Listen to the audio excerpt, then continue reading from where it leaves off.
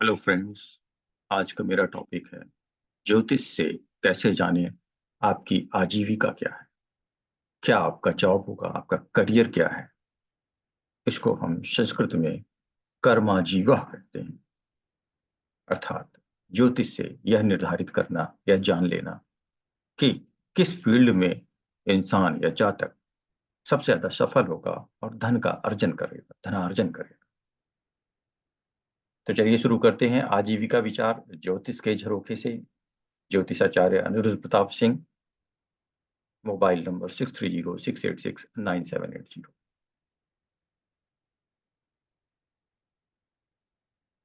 कर्माजीवा अर्थात किस कर्म से या किस उपाय से या स्थान से आजीविका के लिए धन की प्राप्ति हो। प्राय बहुत से मनुष्य अपनी जन्म कुंडली दिखाते समय यह पूछते हैं कि किस साधन से विशेष धन प्राप्ति की आशा है अथवा किस रोजगार या धंधे से विशेष लाभ हो सकता है। अब इसको निकालने के ज्योतिष में दो तरीके दिए हुए हैं। एक बहुत ही सिंपल मेथड है, उसे हम फर्स्ट मेथड में बता रहे हैं।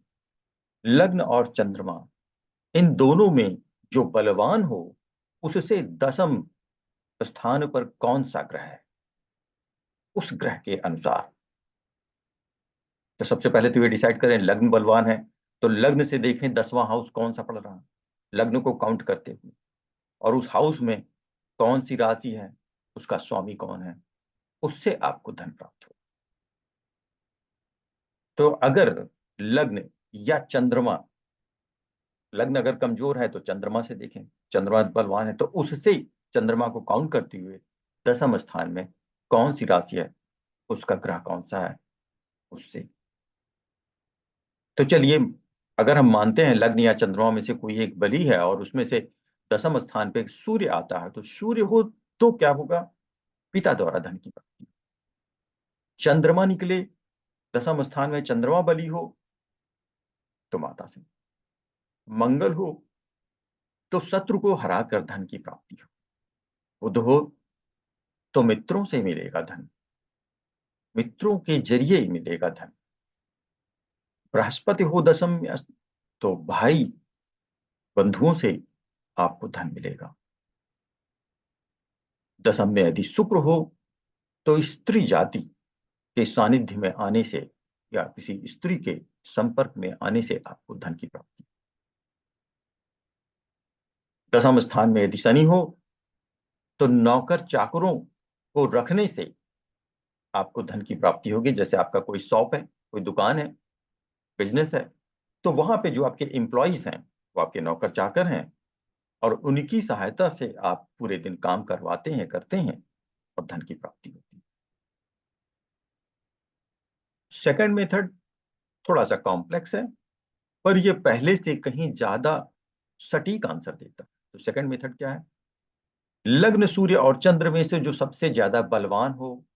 तो पहला स्टेप सेकंड मेथड मेथड में भी पहला स्टेप यह है कि लग्न सूर्य और चंद्र में से जो सबसे ज्यादा बलवान हो यह निर्धारित करें पहले, और फिर ये निर्धारण होने के बाद उससे दसम राशि कौन सी है ये देखें। फिर उस दसम राशि का स्वामी कहां पे बैठा हुआ है। अब जिस राशि में वो बैठा हुआ है, अब उस राशि के नवांश में, नवांश चक्र में जाएं और नवांश चक्र में उस बैठे हुए ग्रह के अंशों को देखें, वह किस राशि में आ रहा है। उस नवांशगत राशि के अनुरूप तथा वह स्वामी किस भाव में है उसके भी अनुरूप आपको आजीविका के लिए धनार्जन कार्य का ज्ञान होता है। रे डायग्राम में भी हम समझा देते हैं। सबसे पहले सेकंड मेथड में जो फर्स्ट स्टेप है वो ये कि लग्न सूर्य और चंद्र में जो सबसे ज्यादा बलवान हो ये ज्ञात करें। फिर स्टेप 2 है उससे दसम की राशि और उस राशि का स्वामी कहां बैठा है। फिर उस राशि के नवांश में जाएं, कहां बैठा हुआ है, जहां बैठा होगा वहां कोई राशि होगी। फिर नवांश चक्र खोलें, उस राशि की उस लाइन में जाएं, फिर उस ग्रह के अंशों को उसमें देखें और दोनों को क्रॉस करें। राशि और इधर से अंश, जहां कट पॉइंट मिलेगा वो देखिए कि वो राशि कौन सी आ रही है। अब उस राशि के स्वामी के अनुसार आपको आजीविका मिलेगी। उस राशि के जो फाइनल निकला क्रॉस सेक्शन पॉइंट, आपने ऐसे किया तो जहां पे मिला क्रॉस सेक्शन पॉइंट, वहां पे जो राशि है उसके राशि स्वामी से, और हो सकता है वो भी कहीं और बैठा हो, तो उस हाउस के गुणों के अनुसार वो आजीविका मिलेगी। तो मान लीजिए आपका फाइनल ग्रह सूर्य निकलता है, तो अब यहाँ पे हम देखते हैं ग्रहों के गुणधर्म के अनुसार आजीविका के लिए कार्य क्या होते हैं। तो मान लीजिए आपका फाइनल निकला सूर्य, तो सूर्य के जरिए आपको कौन से कार्य मिल सकते हैं जिंदगी निकालने के लिए, जीविकोपार्जन के लिए। फल, फल का व्यवसाय, फल देने वाले वृक्षों का व्यवसाय, मंत्र जप इत्यादि से, सठता मतलब चालाकी, धोखा, शैतानी से, जुआ झूठ से, कंबल से, ऊनी वस्त्र, इन सब के व्यवसाय से, दवा या दवा के पदार्थों के व्यवसाय से, धातुओं की क्रियाओं जहां पे एक्सट्रैक्शन होता है, मेटल एक्सट्रैक्शन, किसी सम्मानित व्यक्ति की या राजा की नौकरी के द्वारा आप सरकारी नौकरी में भी जा सकते हैं। तो ये हुआ सूर्य का। अब चंद्रमा, अगर आपका फाइनल ग्रह चंद्रमा निकलता है, तो जैसे चंद्रमा निकला तो जल से उत्पन्न पदार्थ अथवा जल पार देशों से आने जाने वाले माल। तो जल से उत्पन्न पदार्थ में मोती, मूंगा, सिंघाड़ा, बहुत सारे पदार्थ हैं जो जल से ही निकलते हैं। या जल पार से आने जाने वाला व्यवसाय, तो आप समझ सकते हैं कि जल से इसका संबंध। खेती से, गाय भैंस दूध दही घी आदि से, तीर्थाटन से, किसी स्त्री के आश्रय से, या कपड़े की खरीद फरोख्त से। यदि मंगल निकलता है आपकी आजीविका के लिए, तो धातु का व्यवसाय, धातु मतलब लोहा तांबा आदि विविध धातुओं का कार्य, बिजली का कार्य, रेडियो मतलब रेडियो वायरलेस कम्युनिकेशन का कार्य,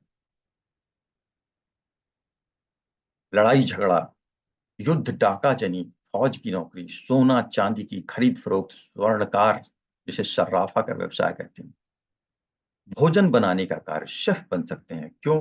क्योंकि मंगल अग्नि से संबंधित कार्य कराता है, और एक शेफ हमेशा अग्नि के सामने या अग्नि पे ही खाना बनाता रहता है। तो आपको रेस्टोरेंट, होटल आदि का कार्य मिल सकता है। दूसरों को कष्ट या पीड़ा पहुंचाकर, क्योंकि मंगल लड़ाई झगड़ा का करता है। शस्त्र या हथियार का व्यवसाय कर सकते हैं। साहस के बहुत से कार्य कर सकते हैं म्लेच्छों के आश्रय से, क्योंकि डाका जनी वगैरह के लिए म्लेच्छों को आश्रय देना पड़ता है। खुफिया विभाग में काम करने से, क्योंकि मंगल है तो आप ये भी कर सकते हैं। पुलिस का कार्य मुखबिरी की हैसियत से, या चोरी से धन की प्राप्ति हो, तो ये मंगल के सारे कार्य हैं। मंगल उच्च का हुआ तो आप सेना में जाएंगे, बड़े काम करेंगे, खुफिया पुलिस का कार्य करेंगे। और मंगल नीच का हुआ तो आप डाका डालेंगे, चोरी करेंगे, लड़ाई झगड़ा करेंगे इत्यादि करके आप जीविकोपार्जन करेंगे। अब यदि बुध आपका बलि निकला, सेकंड मेथड्स के दोनों स्टेप लगा के आपने निकाला और बुध निकला, तो बुध के गुणों के अनुसार और बुध जहां बैठा है वहां के अनुसार आपको क्या मिलेगा। काव्य से, धार्मिक ग्रंथों द्वारा लेखन, प्रवृत्ति से, जिसमें लिखने पढ़ने का काम अधिक पड़ता हो, किसी उपाय से, जैसे चतुरता के जरिए, दलाली के जरिए, कमीशन के जरिए, ज्योतिष से, पांडित्य से, दूसरे के लिए वेद आदि के अध्ययन से, पुरोहितगिरी के कार्य से, बहानेबाजी से द्रव्य उपार्जन होता है। आज की देश डेट में लेखक प्रवृत्ति या काव्य पढ़ने की बजाय और भी नए नए कार्य आ गए हैं, जैसे समाचार पत्रों में कार्य करने से ये भी लिखना पढ़ना होता है, संवाददाता होने से ये भी लिखना पढ़ना है, रेल डाक तार, रेल कम्युनिकेशन का साधन है, बुद्ध कम्युनिकेशन का मालिक है। वो एक जगह से दूसरी जगह ले जाती है। डाक तार विभाग चिट्ठी पत्री इधर उधर पहुंचाता है, कम्युनिकेशन ये भी करता है। And all wireless communication, communication engineering पूरी बुद्ध के अंडर में आती है। इन आदि विभागों में कार्य करने से या विदेशी दूतावास, ये भी कम्युनिकेशन का ही है। एक दूसरी कंट्री दूसरे कंट्री में अपना कम्युनिकेट एक कम्युनिकेटर भेजती है, उसी को विदेशी दूतावासों में नौकरी करने वाले को सम कहते हैं। पुस्तक के लेखन पढ़ने से, आढ़त का कार्य यह भी बुद्ध के अंतर्गत आते हैं, क्योंकि बुद्ध व्यवसायी होता है, इसलिए आढ़त का कार्य भी कर सकते हैं। अब यदि बृहस्पति बलि निकल आया आपका, तो ब्राह्मणों का आश्रय लेने से, देवालयों में रहने से, मंदिरों या मठों के आश्रय में रहने से, या राजा की कृपा द्वारा, पुराण शास्त्र वेदादि के पठन पाठन से, नीति के मार्ग में रहने से, अर्थात सद्वृत्ति से, सुनीति से, अनीति और अन्याय द्वारा नहीं, की जगह सद्वृत्ति से, धर्म के उपदेश द्वारा धन का लाभ होता है। बृहस्पति एक और प्रकार से भी धन लाभ कराता है, वह है ब्याज या सूदखोरी। और सारे बैंक भी बृहस्पति के अंतर्गत आते हैं। तो सारे बैंकों की नौकरी भी यदि आपका बृहस्पति।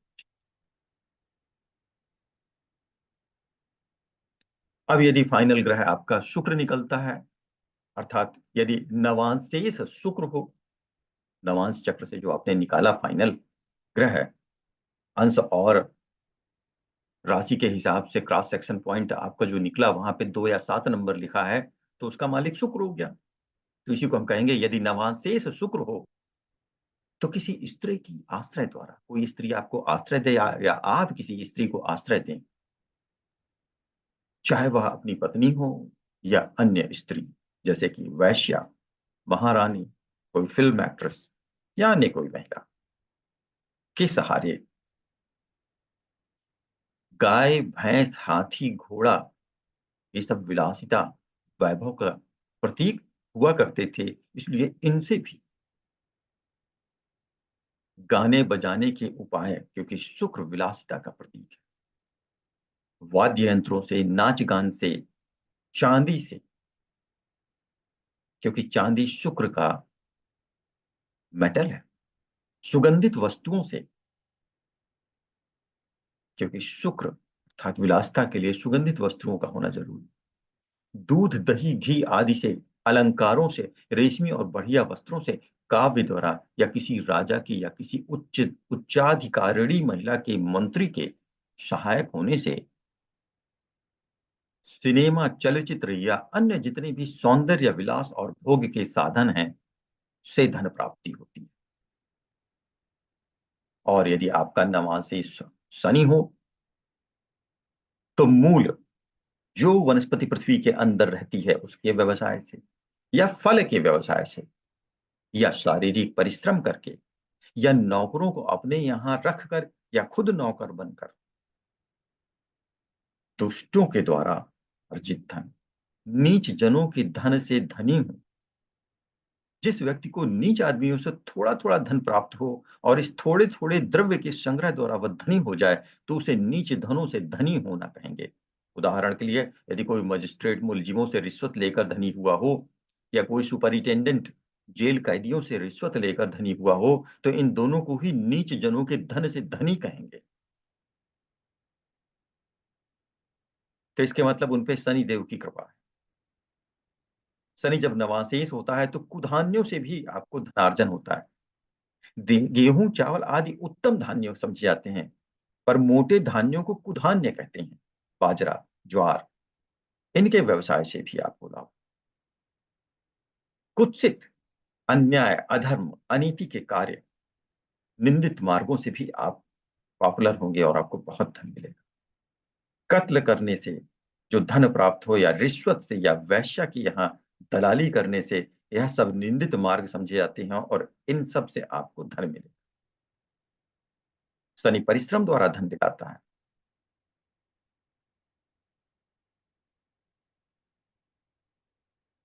अनपढ़ आदमी हो तो जमीन खोदेगा, बोझा ढोएगा, शिक्षित हो तो दिन भर कुर्सी पर परिश्रम करावेगा। ये शनि का कार्य है। शनि का कार्य लकड़ी का भी होता है, तो लकड़ी की खरीद फरोख्त, फर्नीचर आदि द्वारा भी धन दिलाता है। तो शनि की फील्ड बहुत ही बड़ी, और सारे कुत्सित कार्य से जो धन आता है वो शनि की कृपा से होता है। अब जो इतना बताया हमने, जो सेकंड मेथड था, जिसको हम थोड़ा सा कॉम्प्लेक्स भी समझते हैं, बिना उदाहरण के नहीं समझ में आएगा। तो एक उदाहरण हम लेते हैं। उदाहरण के लिए यहाँ एक जातक का लग्न चार्ट, नवांश चार्ट और नवांश टेबल दी हुई है। नवांश टेबल बहुत बुकों में दी हुई है, कहीं से भी आप ले सकते हैं, देख सकते हैं। अब उनकी सहायता से हम सेकंड मेथड लगाकर जातक की क्या आजीविका कार्य होगा ज्ञात करें। तो ये देखिए, इस जातक का 6 नंबर का लग्न में राशि लगी कन्या राशि, और कन्या राशि का स्वामी बुध बुधादित्य योग बनाता हुआ अपनी ही दूसरी राशि मिथुन में बैठा है 10 स्थान में।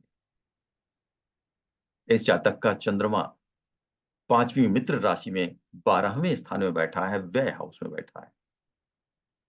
और इस जातक का सूर्य बुध के साथ तीसरी राशि अर्थात बुध की राशि में बैठा है।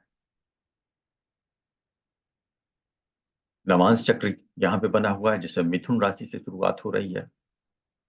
और इसमें आप देखें तो चंद्र गुरु और शुक्र, चंद्र गुरु बहुत अच्छा योग बना रहे हैं, और ये आपका नवांश चक्र है। तो अब चलिए इसको डिटेल में देखते हैं। तो स्टेप 1, लग्न, चंद्र और सूर्य में कौन बली, यह निर्धारित करना। इन तीनों में, लग्न में, चंद्र और सूर्य में कौन बली। तो सबसे पहले लग्न को देखते हैं। यहाँ लग्न कन्या का स्वामी बुध स्वराशि केंद्र में है, सूर्य के साथ बुधादित्य योग बना रहा है, और 10म स्थान में अपनी ही राशि में है। अतः लग्न काफी बली हो गया, क्योंकि ये लग्नेश है। सबसे बड़ी बात तो ये कि ये लग्नेश है, त्रिकोण में है, त्रिकोणेश हो गया, केंद्र में है तो केंद्रेश हो गया, 10म स्थान में है, जो व्यवसाय देता है वहीं बैठा है, दसमस्थ है। यहाँ पे जाके वैसे भी बुध बली हो जाता है, स्वराशिस्थ है, अपनी ही दूसरी राशि में बैठा है, और बुधादित्य योग बना रहा है। तो इतनी चीजों को देख के ये तो तय हो रहा है कि लग्न बहुत बली है, अर्थात इसका लग्नेश बुध बहुत बली है। लेकिन फिर भी दूसरा भी चेक करते हैं, चंद्र।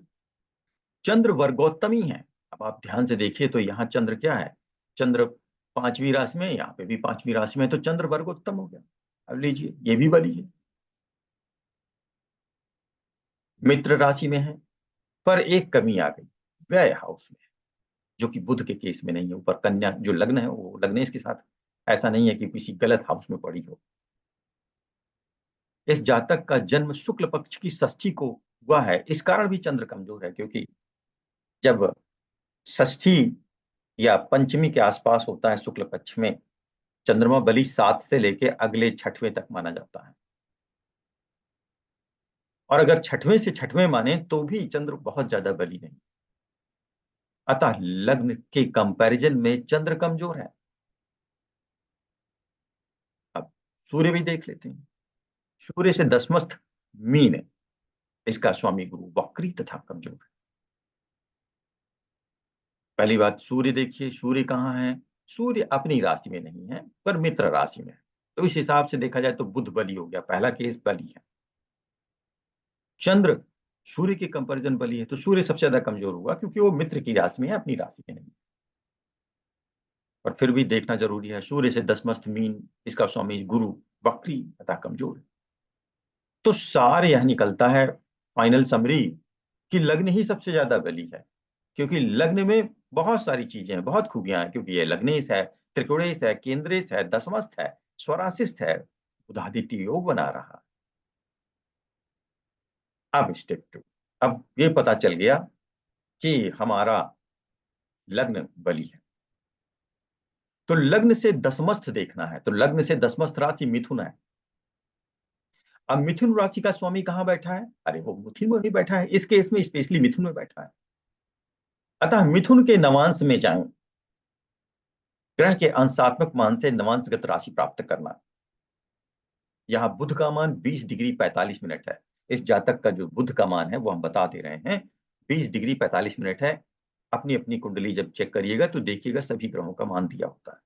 तो यहाँ बुध का मान 20 डिग्री 45 मिनट है और इसे चेक करना है किसमें?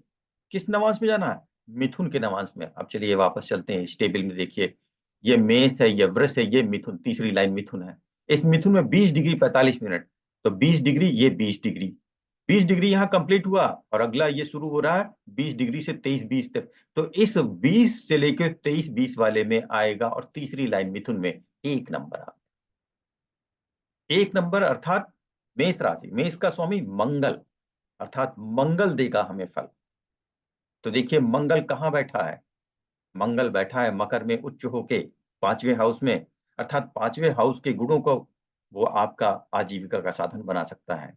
5वें के गुण हैं शिक्षा, मेन शिक्षा कार्य है 5वें का। दूसरा, मंगल अपने भी व्यवसाय में भेज सकता है, साहसिक कार्यों में, क्योंकि मंगल उच्च का है, सेना में भेज सकता है। मंगल उच्च के कार्य कराएगा तो सेना में भेजेगा। पर क्योंकि यहाँ पे आप ध्यान से देखें तो इस जातक का लग्नेश भी उच्च है, बुध बहुत उच्च है। बुध शिक्षा का कार्य कराता है, बुद्धि का कार्य कराता है और मंगल बुद्धि के हाउस में बैठा है और उच्च है। और मंगल ही आजीविका के साधन के लिए फाइनल ग्रह बन के निकला है। तो फिर जब 2 ग्रह मिल जाएंगे, बुध और मंगल, और एक ही तरफ ले जा रहे हैं, बुध शिक्षा में, मंगल भी शिक्षा के हाउस में बैठा है, तो अब ये श्योर हो गया कि मंगल अपने स्वाभाविक कार्य, जो कि सेना का कार्य है, उसमें भी ले जा सकता है और शिक्षा में भी। तो ये जातक इन 2 कार्यों में जाए। तो यहाँ बुध का मान 20 डिग्री 45 मिनट है, जो कि नवांश चार्ट या नवांश चक्र से मेष राशि है। मेष के स्वामी मंगल ग्रह के गुणधर्म के अनुसार आजीविका के साधन बनेंगे, क्योंकि मंगल लग्न में उच्च का है, अतः मंगल के उच्च कार्य जैसे सेना में जाएगा, तथा मंगल लग्न में 5वें भाव में, अतः 5वें भाव के कार्यों से भी जातक को आजीविका मिल सकती है। यहाँ 5वां भाव शिक्षा के, अतः जातक शिक्षा से संबंधित कोई कार्य कर सकता है, और वह भी जो कि मंगल से रिलेटेड। अब मंगल की दूसरी राशि लग्न चार्ट में 8वें भाव में, देखिए यहाँ पे एक राशि यहाँ है पराक्रम के भाव में और दूसरी राशि मंगल की है 8वें भाव में। तो क्योंकि लग्नेश के हिसाब से देखा जाए तो बुध का पराक्रम से कोई लेना देना नहीं है, तो उस हिसाब से एक नंबर राशि जो कि 8वें हाउस में लगी, 8वां हाउस अच्छा नहीं माना जाता है, पर 8वें हाउस में 2 पढ़ाई की चीजें आती हैं। एक तो ये रिसर्च का हाउस है, तो आपको रिसर्च फील्ड में भेज सकता है। दूसरे, ये गुप्त गुप्त ज्ञान कराता है। गुप्त ज्ञान बहुत सारे तरीके के होते हैं, ज्योतिष भी उसी का एक हिस्सा है, गुप्त ज्ञान। गुप्त ज्ञान वो सारे होते हैं जिसमें आप अपने ज्ञान के जरिए अंधेरे में आंसर ढूंढते हैं, अपने ज्ञान के जरिए, क्योंकि उसमें उसका कोई भी आधार नहीं है, कोई साइंटिफिक प्रूफ नहीं होता है, बस आपको जो ज्ञान है उसके आधार पे आप बताते हैं, तो वो गुप्त ज्ञान है। तो फाइनल इससे पता चला कि 8वें भाव में शिक्षा से रिलेटेड सिर्फ एक ही चीज होती है, वह है गुप्त ज्ञान, रिसर्च। तो इस पूरे उदाहरण में फाइनल रिजल्ट ये निकला कि जातक गुप्त ज्ञान या रिसर्च की फील्ड में जाएगा। तो मित्रों, ये मेरा टॉपिक, जिसे कर्म जीवाध्याय या कर्म जीवा अर्थात ज्योतिष से आजीविका का निर्धारण, कंप्लीट हुआ। पसंद आया हो सब्सक्राइब करें, लाइक करें। धन्यवाद।